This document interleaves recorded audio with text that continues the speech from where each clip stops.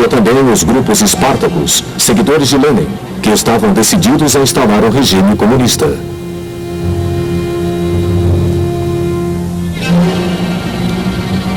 O próprio governo tentou uma linha de centro, formando suas próprias unidades militares para proteger-se antes que fosse visto como apoiado pelo exército da ordem antiga.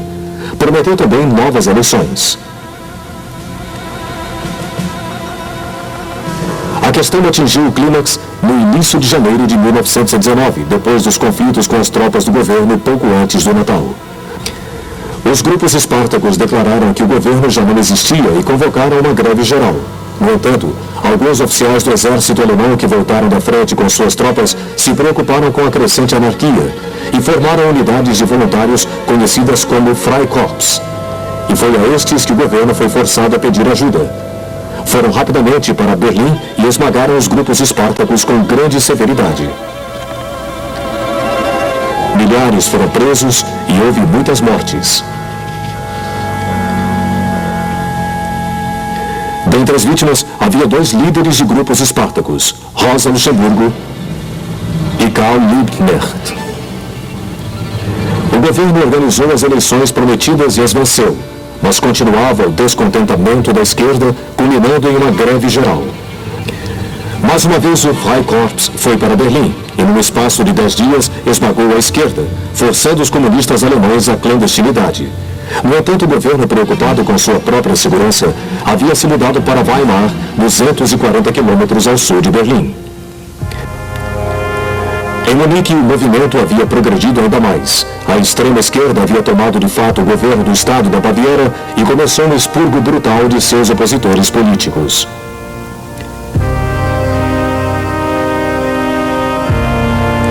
Mais uma vez foi o Freikorps que teve que restaurar a ordem, avançando rapidamente sobre Munique, esmagando a revolução com grande ferocidade. Mataram nada menos de 1000 pessoas no espaço de uma semana e restauraram o governo democrático.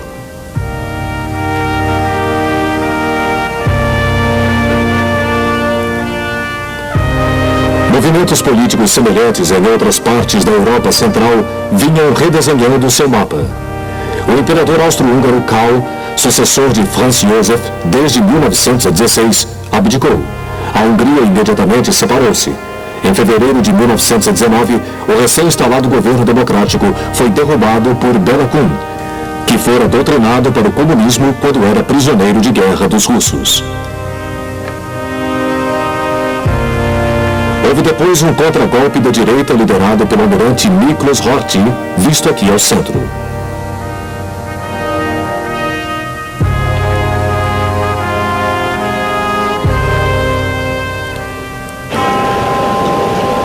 Mas os vitoriosos aliados também tinham seus problemas. A instabilidade na Itália logo ocasionou a ascensão de Mussolini e seus fascistas. A Grã-Bretanha foi sacudida por uma série de greves nas indústrias. Foi tanta a preocupação do governo que a divisão de guardas de elite foi trazida da França para desfilar nas ruas de Londres como um aviso para os desordeiros. Na América do Norte também havia muita agitação e violência no setor industrial. Eram causadas por uma organização chamada de Operários do Mundo, mais conhecidos por Nobles. Grande parte da inspiração destes movimentos vinha da Rússia, mas lá a guerra civil se disseminava cada vez mais, até tomar todo o país. A base de tudo era a determinação dos bolcheviques, conhecidos como vermelhos, em consolidar sua revolução diante dos brancos, opositores de suas ideias. Só quando conseguissem controlar todo o seu vasto país, os bolcheviques iriam se sentir seguros. Não havia, entretanto, um czar para ser devolvido ao trono, já que ele e sua família haviam sido executados pelos vermelhos em julho de 1918. Na primavera de 1919, 3 exércitos brancos começaram a convergir para o coração do território dos vermelhos, baseados em Petrogrado e Moscou, na Rússia Ocidental.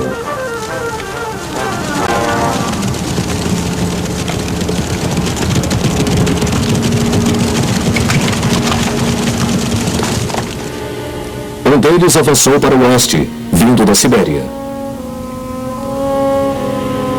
O outro foi para o norte, partindo da Ucrânia, enquanto que o terceiro atacou da fronteira ocidental da Rússia. Dominando a campanha na parte oriental do país estava a estrada de ferro Transsiberiana, que ia de Moscou a Vladivostok. Batalhas ferozes foram travadas em seu caminho para controlá-la. Um outro aspecto da guerra foi o papel desempenhado pelos que haviam sido os aliados.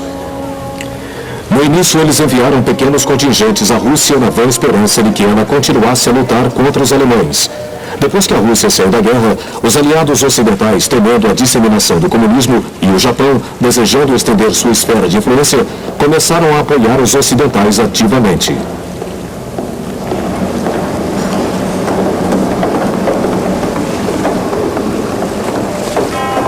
Forças navais e terrestres japonesas, americanas e britânicas estenderam-se até Vladivostok.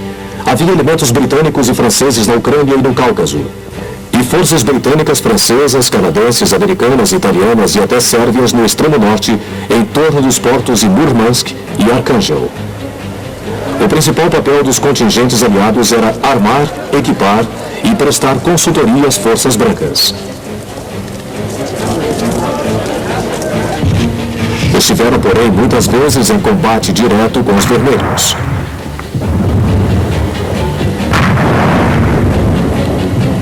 Com todo esse apoio, os brancos deveriam ter vencido o bolchevismo com relativa facilidade. Mas não foi o que ocorreu. Os comandantes brancos eram geralmente ineptos e havia pouca cooperação entre eles. Muitos de seus soldados mostravam-se indisciplinados e pouco confiáveis. Os vermelhos, por outro lado, tinham como líder militar Leon Trotsky, que se havia demonstrado um organizador nato e uma inspiração para seus soldados. Um de seus principais comandantes era Semyon Bodeny, conhecido por seu abundante bigode. Antigo cavalariano czarista, ascendeu ao comando do primeiro exército vermelho de cavalaria, que liderava com especial galhardia.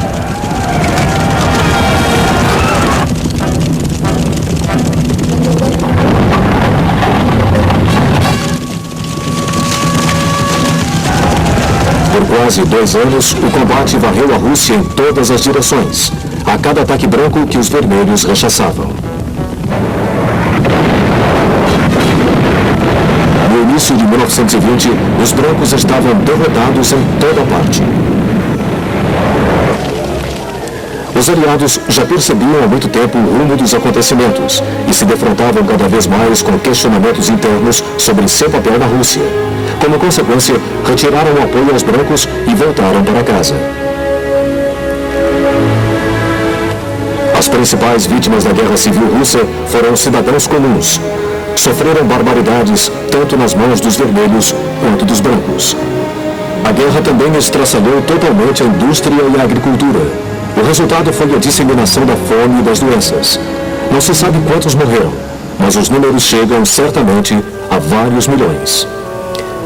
Em janeiro de 1919, representantes das nações aliadas reuniram-se em Paris e começaram a estabelecer os termos da paz. Todos concordavam com os 14 pontos do presidente Wilson dos Estados Unidos como os princípios para evitar guerras futuras. Houve, porém, de início muita divergência quanto ao grau de punição que deveria ser aplicado às nações derrotadas, já que estas eram consideradas as primeiras agressoras. A França não conseguia esquecer 1,5 milhão de mortes que sofrera e a devastação de toda a parte norte de seu território. Como consequência, o primeiro-ministro Georges Clemenceau, conhecido como Tigre, estava especialmente interessado em fazer com que a Alemanha pagasse pelos danos que havia causado. O primeiro-ministro britânico Lord George estava consciente do 1 milhão de mortos do Império Britânico e da vultosa dívida financeira com os Estados Unidos. Wilson adotou uma linha mais flexível, mas foi solapado pelo Congresso, que desejava agora afastar-se da Europa o quanto antes. Das outras potências vitoriosas, a Itália e o Japão ficariam logo decepcionados com suas compensações territoriais, ainda que a Alemanha tivesse perdido todas as suas colônias de além-mar. O Império Otomano também ficou fragmentado, pois a França recebeu os mandatos da Síria e do Líbano, e a Grã-Bretanha os da Palestina, Transjordânia e Iraque. Dentro da Europa Oriental, o princípio da autodeterminação do presidente Wilson, um dos 14 pontos, exerceu grande influência no que seria um dramático redesenho do mapa. Foram criados 3 estados bálticos independentes, Letônia, Estônia e Lituânia, e a Polônia ganhou sua independência.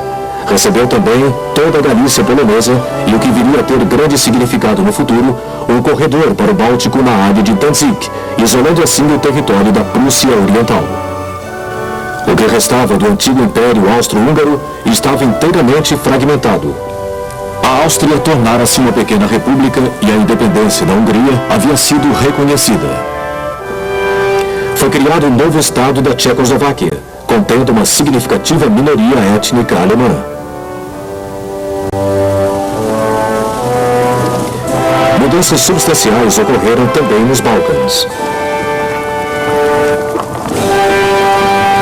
A Sérvia, Montenegro e as antigas províncias austríacas da Croácia e da Bósnia-Herzegovina combinaram-se para formar o Estado da Iugoslávia. Os sérvios dominariam, mas os demais grupamentos étnicos não se opuseram, pois se tornavam membros de um Estado vitorioso. As forças armadas das nações conquistadas foram severamente restringidas. Foi permitido que a Alemanha tivesse um exército de voluntários com apenas 100.000 homens. Sua força aérea, seus poucos tanques, a maioria modelos britânicos capturados e grandes canhões deveriam ser destruídos e sua vasta indústria de munição desmantelada. Teve também que pagar aos aliados enormes reparações financeiras. Uma forte corrente de opinião na Alemanha era a favor da rejeição dos termos de paz, por serem incrivelmente severos. Afinal, seus exércitos